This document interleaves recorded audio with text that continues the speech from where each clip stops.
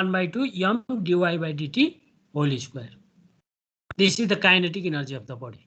And you know the displacement of the body moving in SHM is y equal to ym sine omega t. Y equal to ym sine omega t. This is the displacement equation. And what is its velocity? The velocity will be dy by dt equal to omega ym cos omega t.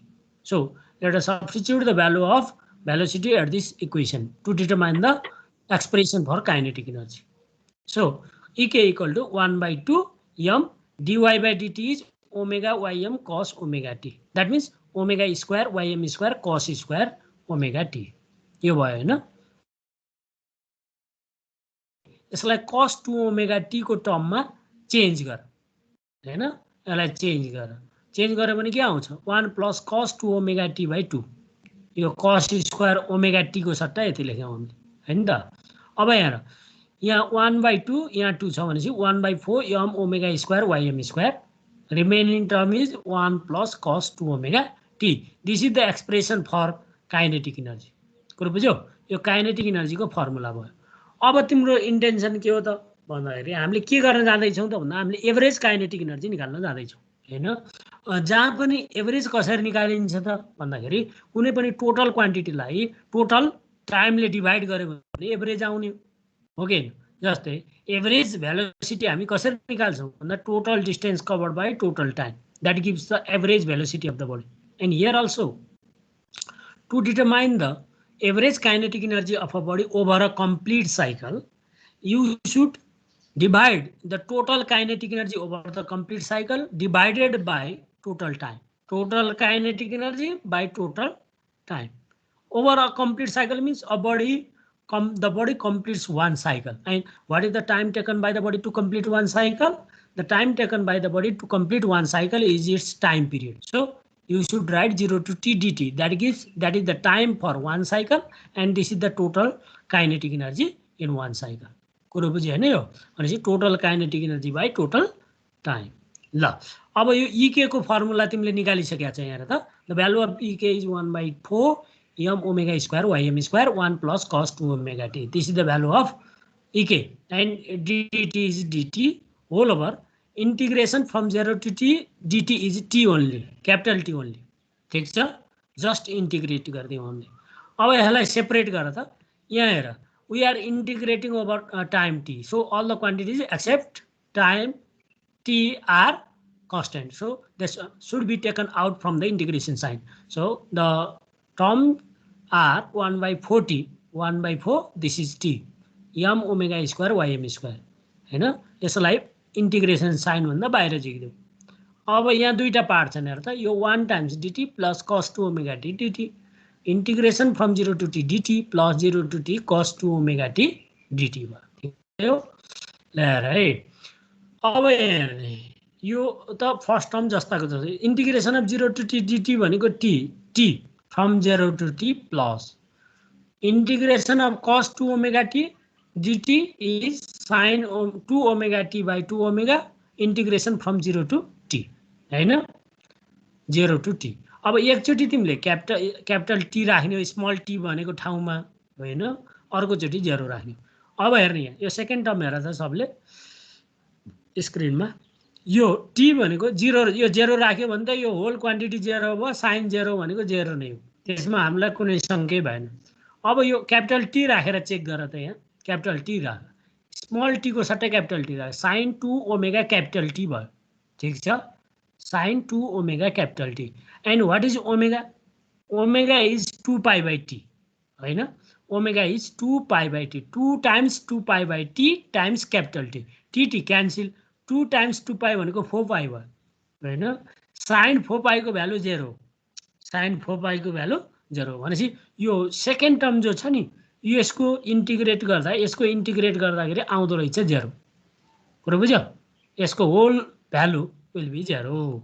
So the remaining term is only first term हो के हैन पहिलो term मात्रै रह्यो भनेपछि 1/4 t m omega square ym square this is capital T plus 0. अब हेर त यहाँ यो t मात्रै बच्यो 1/4 t t क्यान्सल अब यो 1/4 m omega square ym square remaining term हैन 1/4 लाई तिमीले ब्रेक गरेर लेख 1/2 times 1/2 times 1/2 m omega square ym square ठिक छ यो भनेपछि अब यो 1/2 m omega square ym square भनेको त टोटल इनर्जी हो नि हो कि हैन this is nothing but this is the total energy of the body moving in SHM हो कि हैन भनेपछि अब हेर्दा इके बार भनेको एभरेज काइनेटिक इनर्जी हैन एभरेज काइनेटिक इनर्जीको यो सिम्बोल हो माथि बार लेखिदियो भने एभरेज हुन्छ अर्थात् तिमीले यसरी यस्तो साइडमा राख्यो भने पनि हुन्छ एभरेजको नोटेसन हो है यो भनेपछि 1/2 E आयो where this 1/2 m omega square ym square is the total energy of the body. So here we see that Ek bar equal to 1/2 E. That means average kinetic energy of the body moving in SHM over a complete cycle is equal to 1/2 times total energy of the body, which is to be proved. Okay ना यो हामीले prove गर्नुपर्ने कुरै यही थियो त्यसकारण अब यति गरेपछि यो प्रुभ भयो ठीक छ जस्ट काइनेटिक एनर्जीको फर्मुलाबाट स्टार्ट गर हैन त्यसलाई cos 2 ओमेगा टी को टर्ममा लैजाऊ अनि एभरेज काइनेटिक एनर्जी भनेको total kinetic energy over a complete cycle divided by total time then after integration और after calculation mathematical simplification you will get the final result Ek bar equal to 1/2 times E. Similarly by the same procedure you can determine EP bar is also 1/2 E.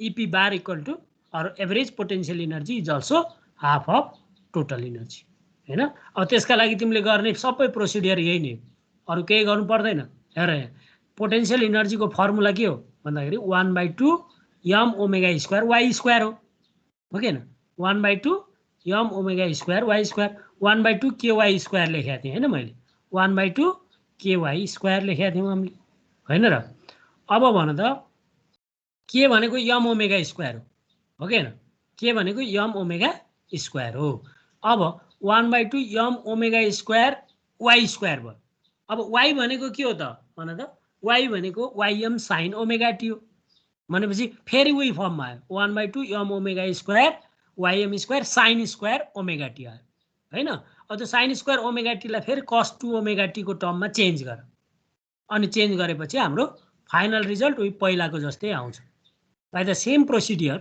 we can verify the average potential energy of the body moving in SHM over a complete cycle is also equal to half of total energy of the body ठीक छ ल यो confusion छैन होला हैन त ल यो भेरिफाई भयो अब हामी नयाँ टपिकमा गयौं भने त एक्जाम्पल्स अफ एसएचएम अब एसएचएम कुन कुन बडीहरुको मोसन सिम्पल हार्मोनिक मोसन छ यिनीहरुको बारेमा हामीले स्टडी गर्छौं अब हैन तिमीले क्लास 11 मा पढ्यो motion of simple pendulum is the example of simple harmonic motion the motion of simple pendulum is the example of simple harmonic motion similarly motion of horizontal mass spring system motion of vertical mass spring system motion of compound pendulum and motion of torsion pendulum यी चारवटा तिमीले पढ्छौ simple पेन्डुलमको बारेमा तिम्रो सिलेबसमा छैन है त यो चारवटा हामी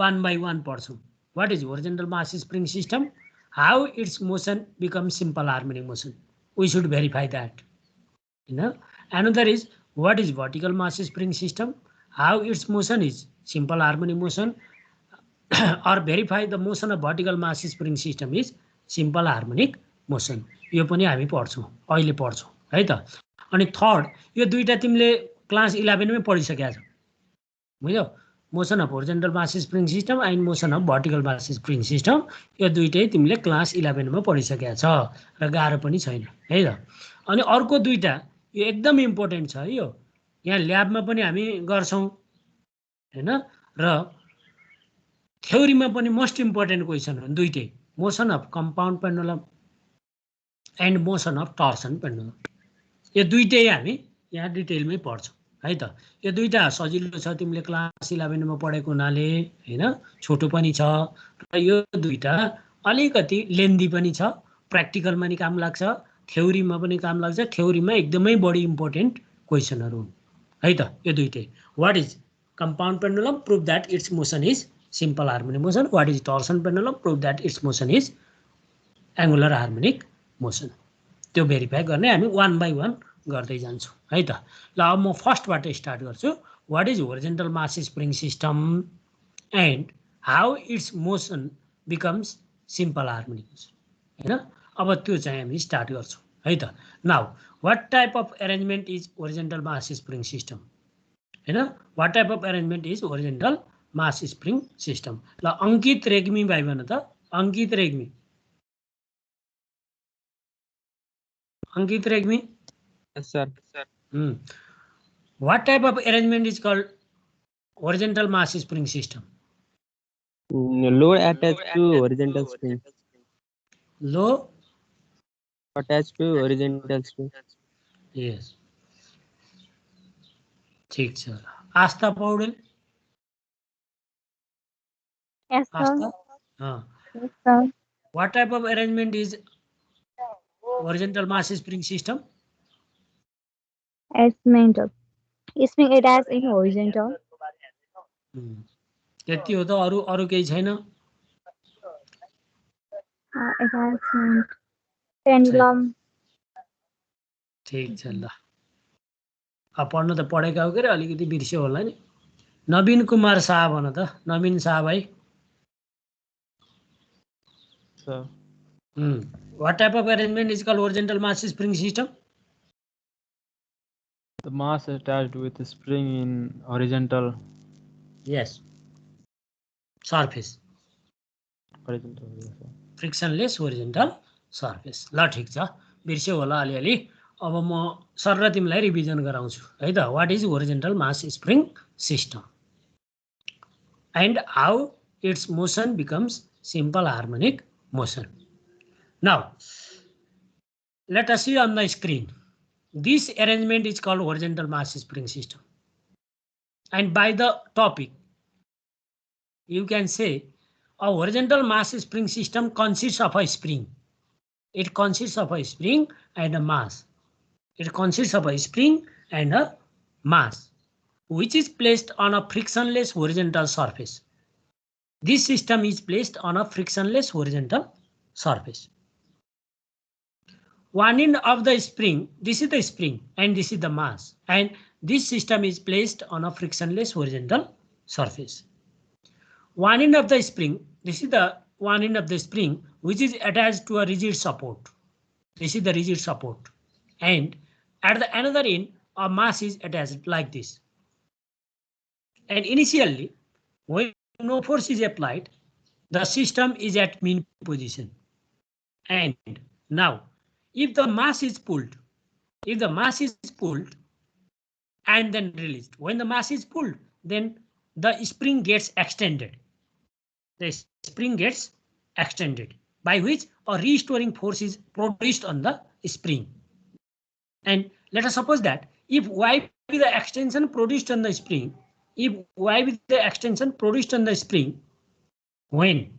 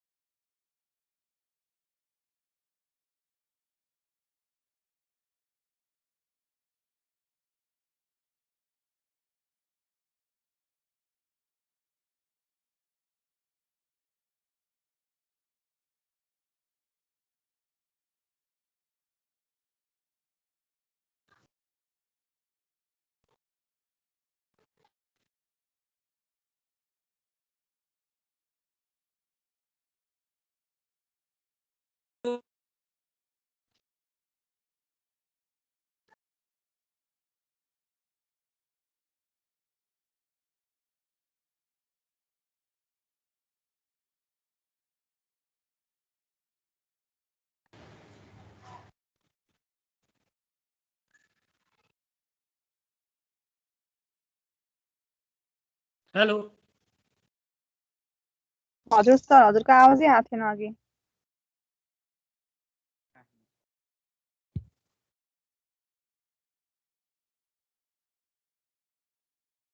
हेलो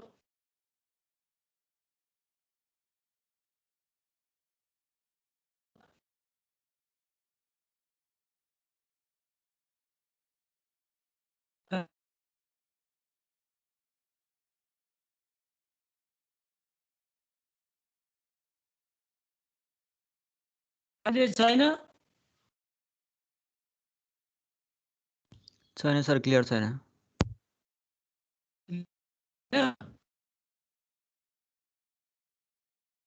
अब अर्को नेटले यहाँ काम गरेन कि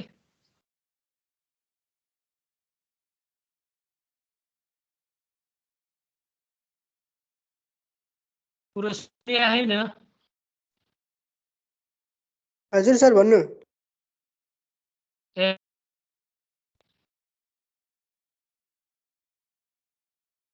हेलो हजुर सर एकदम ब्रेक भएर आएको छ कि आवाज चाहिँ ए बत्ती हैन बत्ती गयो हुनाले अर्को नेट यहाँ चलाउनु स्लो भयो क्या आएन खासै चल्न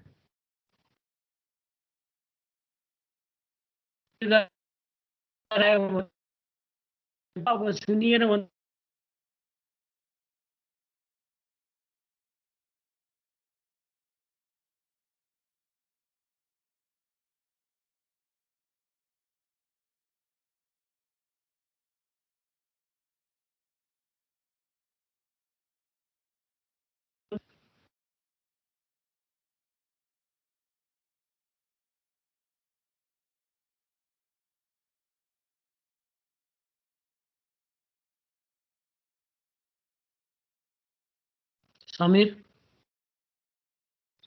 समीर केसी यस सर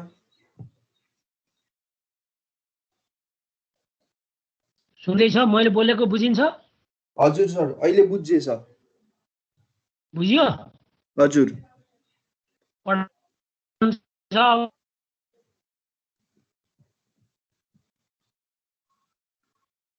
हुन्छ नि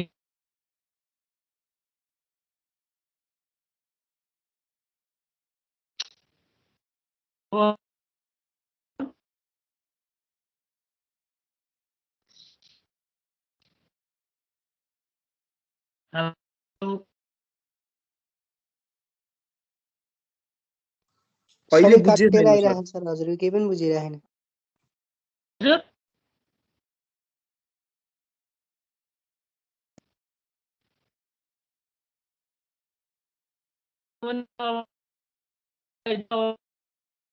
अब नि भयो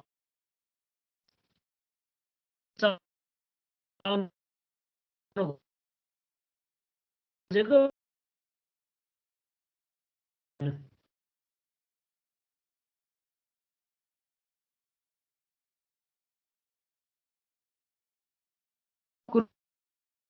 पाँच आयो